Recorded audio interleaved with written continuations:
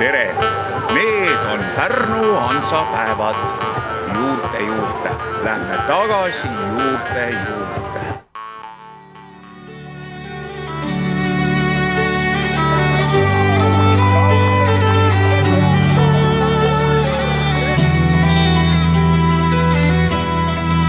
Õppige tundma loodusväge ja kasutage seda iseenda ja laste tarvis.